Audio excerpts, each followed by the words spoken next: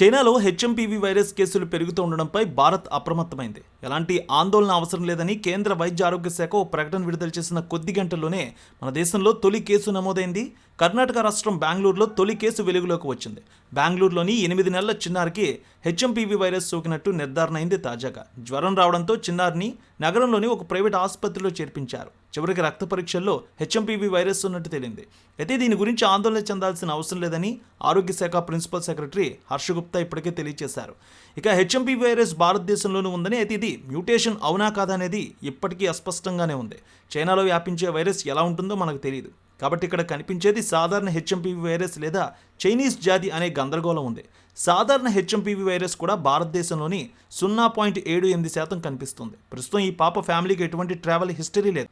అయితే ఆ చిన్నారి కుటుంబం ట్రావెల్ హిస్టరీ మొత్తం కూడా తీసుకున్నారు. వారు ఇటీవల విదేశాలకు ఎక్కడికి కూడా వెళ్ళింది లేదని, భారత్లోనే ఉన్నామనే విషయాన్ని కూడా వారు తెలియజేశారు. ప్రైవేట్ ఆసుపత్రిలో దీనికి సంబంధించినటువంటి నిర్ధారణ పరీక్ష చేశారు. వైరస్ ఉన్నట్టు తేలింది. దీనికి సంబంధించి రాష్ట్ర ప్రభుత్వం కూడా ఇప్పుడు అక్కడ అప్రమత్తమైంది.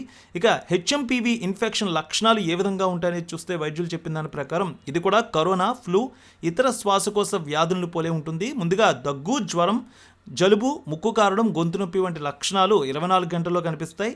వైరస్ తీవ్రత ఎక్కువగా ఉన్న వారిలో బ్రాంకైటిస్, న్యూమోనియాకు దారితీసే అవకాశం కూడా ఉంటుందని తెలియజేస్తున్నారు. ఇక ఇన్ఫెక్షన్ సోకిన 3 నుంచి 6 రోజుల్లోపు ఈ వ్యాధి లక్షణాలు బయటపడతాయి. ఇది శ్వాసకోశ ఇన్ఫెక్షన్, కొన్నిసార్లు ఎగువ శ్వాసకోశ, దిగువ శ్వాసకోశ ఇన్ఫెక్షన్ కూడా కలిగించే అవకాశం ఉందని వైద్యులు తెలియజేస్తున్నారు. ఇక ఇది కనుక వస్తే న్యూమోనియా, ఆస్తమా తీవ్రం అవుతుందనే విషయాన్ని కూడా తెలియజేస్తున్నారు. ముఖ్యంగా 8 ఏళ్లలోపు చిన్నారులు, వృద్ధులు, రోగనిరోధక శక్తి తక్కువగా ఉన్న వారిలో ఇది తీవ్ర అనారోగ్యాన్ని కలిగించే అవకాశం ఉందని చెప్తున్నారు. ఇక వ్యాప్తి ఏ విధంగా ఉంటుందంటే బయట దగ్గు, తుమ్ము వల్ల వెలువడే తుంపర్లతో ఈ వ్యాధి వేగంగా వ్యాప్తి చెందుతుంది. మాస్క్ పెట్టుకొని బయటకు వెళ్ళడం మంచిదనే విషయాన్ని కూడా తెలియజేస్తున్నారు. తరచూ చేతులు కడుక్కోవడం కూడా చాలా వరకు పాటించాల్సిన విషయం అని తెలియజేస్తున్నారు. వైరస్ బారిన పడిన వ్యక్తులతో సన్నిహితంగా మెలగడం, చేతులు పట్టుకోవడం, కరచాలనం చేయడం వల్ల కూడా ఇది వేగంగా వ్యాప్తి చెందుతుంది.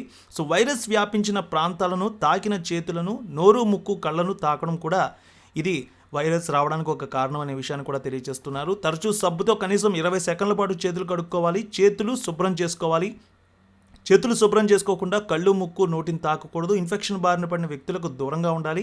జలుబు లక్షణాలు ఉంటే ఖచ్చితంగా మాస్క్ ధరించడం, దగ్గు లక్షణాలు, జలుబు లక్షణాలు ఉంటే మాస్క్ ధరించి బయటికి వెళ్ళాలి అనేది కూడా తెలియజేస్తూ ఉన్నారు. వైరస్ సోకిన వారు బయట తిరగకపోవడం మంచిదనే విషయాన్ని కూడా తెలియజేస్తూ ఉన్నారు.